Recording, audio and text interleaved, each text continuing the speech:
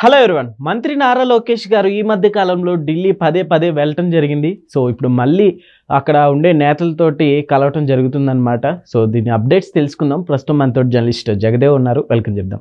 Hello sir. Hi Zakir. Sir, ఇప్పుడు లోకేష్ గారు పదే పదే ఢిల్లీ వెళ్ళటాన్ని ఎలా చూడొచ్చు అంటారు?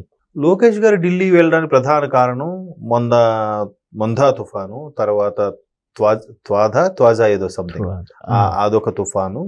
ఒకటి ఉత్తర కోస్తాని దక్షిణ కోస్తాని అతలాకుతలం చేస్తే రెండు కూడా. దక్షిణ కోస్తా కొంత బెటర్ కానీ ఉత్తర కోస్తా లాస్ట్ టైం చాలా ఇబ్బంది పెట్టింది. మొందా తుఫాను అటు ఒరిస్సాని ఇటు ఉత్తరాంధ్రాని అన్నింటి ఇటు కృష్ణా గుంటూరు వరకు కూడా చాలా ఇబ్బంది పెట్టింది కదా.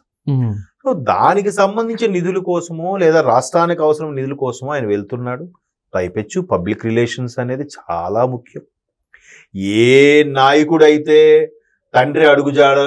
తండ్రి పేరు చెప్పుకొని వచ్చి పెద్ద ఇదిగా ఉండిపోయాడు, పైగా ఎన్టీఆర్ గారు వారసుడు అంటే ఈయన ఎందుకు వారసుడు అవుతాడు, పెద్ద ఎన్టీఆర్ గారు వారసుడు ఎందుకు, కూతురు బిడ్డ అయితే వారసుడు అవడా? చాలా మందికి మగపిల్లలు ఉండరు, అవరా? సో అట్లా విమర్శించే వాళ్ళు, లేదు జూనియర్ ఎన్టీఆర్ గారే వారసుడు అవుతాడు కానీ ఈయన ఎక్కడ అవుతాడు అనడం, పైగా ఈయనకి మాట్లాడడం రాదు, పప్పు ఇంకా మరి ఒకటి కాదు పప్పు అన్నారు, గిప్పు అన్నారు, ఏమో చేశాడు. ఆయన కరోనా ముందు లోకేష్ గారిని చూడండి, కరోనా తర్వాత లోకేష్ గారిని చూడండి, అది ఆయనే స్వయంగా ఒప్పుకున్నమాట. నిజంగా ఆయన శ్రీమతి ఆయన చాలా బాగా ట్యూన్ చేసిందంట. ముందు ఆ బాడీ ఒక షేప్ లో తీసుకొచ్చుకోవాలి. ఎందుకంటే మనిషి ఏదైనా సాధించాలంటే ముందు కావాల్సింది బాడీ ఫిట్మెంట్. సో ఫిట్ గా ఉండాలి, దాని తగ్గట్టు మీరు వెళ్ళండి. ఫిట్ అయ్యాడు. ఎవరైతే విమర్శించారో వాళ్ళందరూ నోర్లు మూయించాడు. అనర్గళంగా without paper English, Hindi, Telugu మాట్లాడాడు. తండ్రికి అరెస్ట్ అయిన తర్వాత నేషనల్ మీడియాకి వెళ్ళి ఇంగ్లీష్ లో మాట్లాడాడు, హిందీలో మాట్లాడి ఇంటర్వ్యూస్ ఇచ్చాడు. అవును, అందరినీ కలుపుకుపోతున్నాడు. ఎక్కడ ఏ దేశం వెళ్ళినా అక్కడ ప్రవాసాంధ్రులు ఎవరున్నారు వాళ్ళు కలవడం, మీటింగ్ పెట్టడం. ముందు వెళ్ళిన పని కాదు, ముందు వాళ్ళు కలవాలి. కలిసి అయ్యా ఏంటి మీరు మన ఆంధ్రప్రదేశ్కి ఏం పెట్టుబడులు తేగలరు, మీరు ఆ కంపెనీలో ఏ పొజిషన్లో ఉన్నారు, మీరు ఏమైనా హెల్ప్ అవుతారా, లేదంటే మీ కంపెనీ సీఈఓని కలపడం నాకు అపాయింట్మెంట్ ఇవ్వండి, నేను మాట్లాడి ఎక్స్ప్లెయిన్ చేస్తాను, నేను ఒక రాష్ట్ర మంత్రిగా వచ్చాను. అలాగే దొరికిన అవకాశాన్ని అంతటా కూడా వినియోగించుకుంటున్నాడు. కాకపోతే ఇప్పుడు దానిపై వచ్చిన విమర్శ ఏంటంటే 2019కు ముందు ఏదైతే రాష్ట్రానికి రావాల్సిన అనాథగా మిగిలిపోయిన ఆంధ్రప్రదేశ్కి నిధులు కానీ స్పెషల్ ప్యాకేజ్ కానీ స్పెషల్ స్టేటస్ ఇవ్వని బీజేపీ ప్రభుత్వానికి వ్యతిరేకంగా చంద్రబాబు నాయుడు గారు మాట్లాడారు. అంతే కదా, ఇప్పుడు నాకు ఇస్తాననేది ఇవ్వకపోతే ఎవరికైనా బాధ అనిపిస్తుంది, కోపం వస్తుంది. దాని మీద విమర్శించడం, పైపెచ్చు అప్పుడు తెలంగాణలో కాంగ్రెస్తో జత కట్టడం, ఇవన్నీ రకరకాల సమీకరణాల వల్ల టీడీపీ 19లో ఓడిపోయింది. సో మళ్ళీ 24కి కూటమిలో అయ్యేసరికి పవన్ కళ్యాణ్ గారు కూడా ఏం చెప్పారు, నేను ఈ కూటమి కోసం ఇది తర్జన భర్జన పడ్డాను, ఢిల్లీ పెద్దలతో కూడా మాటలు కాశాను అంటే మేబీ అప్పుడు చంద్రబాబు నాయుడు గారు ఇట్లా జరిగారు, మళ్ళీ ఆయన మాతో కలవడా, నీ ప్రయత్నాలు కానీ నీ పిచ్చి ఎందుకు అంటే, లేదు ఖచ్చితంగా చంద్రబాబు నాయుడు గారు లాంటి నాయకత్వం మనకు అవసరం, కేంద్రంలో మోదీ గారు లాంటి నాయకత్వం మనకు అవసరం. ఒకప్పుడు వాజ్పేయి హయాంలో ఎన్డీఏ కన్వీనర్ గా ఉన్న చంద్రబాబు నాయుడు గారు ఈ రోజు మీకు ఎందుకు అంత ఇది అవుతున్నారు, కంపల్సరిగా చంద్రబాబు నాయుడు లాంటి సీనియర్ నాయకత్వం మనకు అవసరం అని చెప్పడం, పవన్ కళ్యాణ్ గారు చెప్పడం, ఒప్పించడం. దానికి బాబు గారు కూడా ఢిల్లీ వెళ్ళి అన్ని మంత్రాలు, బాబు ఇంతకుముందు ఏదో కొలాబరేషన్ అయ్యామంటే సరే మీకు మద్దతు ఇస్తాము, మీరేం చేసినా పడతామని కాదు, ఈసారి ఆంధ్రప్రదేశ్ అతలాకుతలం అయిపోయింది. జగన్మోహన్ రెడ్డి గారు ముఖ్యమంత్రి అయిన తర్వాత మరి కాస్త 10 ఏళ్ళు వెనక్కి వెళ్ళిపోయింది. ఈ 5 ఏళ్లలో 2019 నుంచి 24 మధ్యన ఆయన ఎన్ని చేసినా మీరు పట్టించుకోలేదు. ఆఖరి తిరుపతి వెంకట విషయంలో కూడా దాడి జరిగినా ఏమీ పట్టించుకోలేదు కేంద్రం. ఇప్పటికీ ఉన్న విమర్శ ఏంటంటే జగన్మోహన్ రెడ్డి గారు వెనక బీజేపీ హస్తం ఉంది, అందుకే ఆయన ఎవరిని ఏం చేయలేకపోయాడు, అందుకే ఆయన అంత ఇదిగా తిరిగాడు, అని నోటికి వచ్చినట్టు మాట్లాడించాడు అనే విమర్శలు ఏవైతే ఉన్నాయో మేబీ వాస్తవాలు అయితే అయి ఉండొచ్చు. జగన్మోహన్ రెడ్డి గారు 12 ఏళ్ళుగా 13 ఏళ్ళుగా బెయిల్ మీద తిరగడం ఏంటండి, బయటికి ఉండడం ఏంటండి, ఆయన ముఖ్యమంత్రి అయిపోవడం ఏంటండి, ఇది ఒక రకమైన విమర్శ అయితే ఉంది. సో మొత్తం మీద అవన్నీ పక్కన పెడితే లోకేష్ గారు ఎప్పుడు వెళ్ళినా మోదీ గారు అపాయింట్మెంట్ ఇస్తున్నారు, అమిత్ షా గారు అపాయింట్మెంట్ ఇస్తున్నారు, రాజ్నాథ్ సింగ్ గారు అపాయింట్మెంట్ ఇస్తున్నారు, నిర్మలా సీతారామన్ గారు అపాయింట్మెంట్ ఇస్తున్నారు. ఎందుకు ఇస్తారు, కూటమిలో వ్యక్తినా కాదే, అట్లా చేసుకుంటున్నాడు. ఒకప్పుడు ఢిల్లీ పెద్దలంటే ఏదో ఉన్న పరిస్థితులు కాదు ఇప్పుడు. సార్, ఇప్పుడు నారా లోకేష్ గారి గ్రాఫ్ కూడా రానున్న ఎలక్షన్స్ లో ఏ విధంగా పెరగచ్చు అంటారు? అదే చెప్తున్నాను కదండి, తండ్రికి తగ్గ తనయుడు అనిపించుకునే స్థాయిలో ఉన్నాడు ఇప్పుడు ఆయన. ఎక్కడ ఇప్పుడు పైగా ఆయన ఏజ్ ఫ్యాక్టర్ నిజంగా లక్ అని చెప్పాలి. కొంతమందికి పదుల సంఖ్యలో బిడ్డలు ఉన్నారు, బట్ ఈయన ఒక్కడే కన్నాడు, ఒక్కడు చాకులో తయారయ్యాడు. ఎట్లా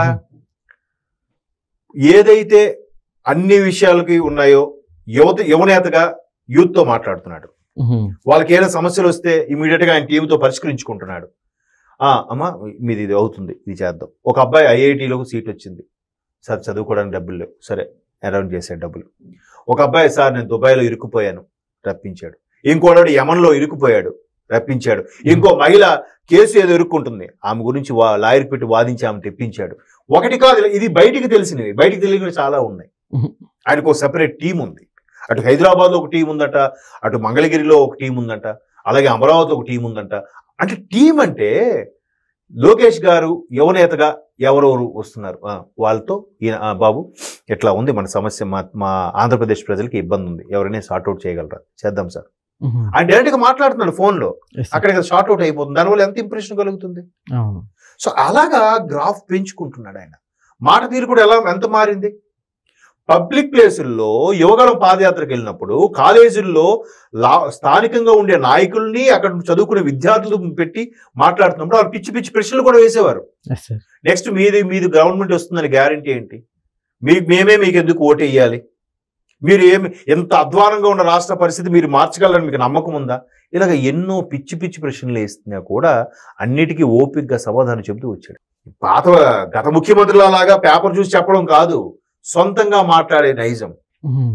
ప్రతిది మొన్న ప్రధానమంత్రి ఇప్పటికి 2 సార్లు వచ్చారు, కూటమి ప్రభుత్వం వచ్చాక.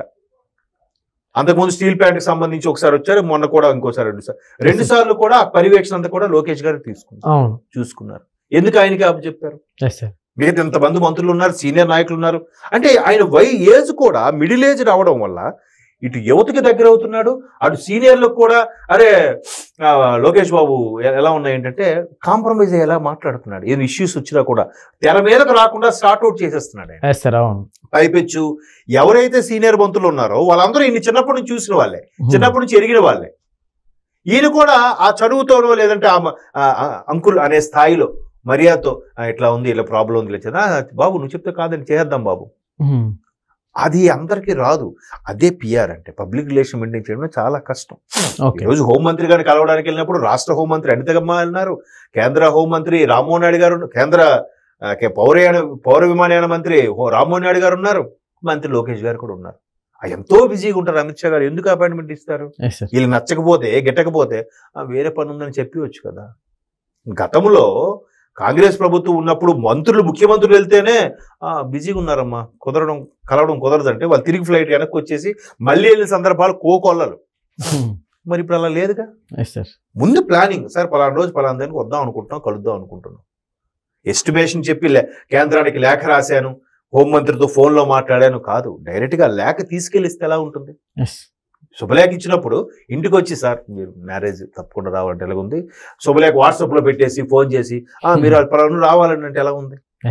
తేడా ఉందా లేదా? అక్కడ అది వాళ్ళు ఇంప్రెస్ అవుతున్నారు. అది కదా కావాల్సిందే. సో ఆ విధంగా ఆయన వెళ్తున్నాడు. పైపెచ్చు చంద్రబాబు నాయుడు గారితో రిలేషన్ పెట్టుకోవాలంటే వాళ్ళు కూడా భయపడతారు అని ఏదో బ్యాడ్ ప్రాపగండా చేస్తున్నారు. కాదు, ఇది మెల్లగా ఆయన ఆ పబ్లిక్ రిలేషన్స్తో అందరికీ చేరువవుతున్నాడు. అదే నాయకుడు లక్షణం. బరస్ట్ అయిపోయి బూతులు తిట్టడం లేదా పక్కోలతో తిట్టించడం ఆయన టీముగా ఏర్పడుతుంది పేదలకు సాయపడడం కోసం. మిగతా వాళ్ళందరూ మాజీ మంత్రులు వాళ్ళు తిట్టడం కోసం కాదు. ఎవరైనా తిడుతున్నారు అలాగా నోటికి వచ్చినట్టు? లేదు కదా. ఇప్పుడు 2024 జూన్ తర్వాత నుంచి అలా తిట్టడం లేదు కదా.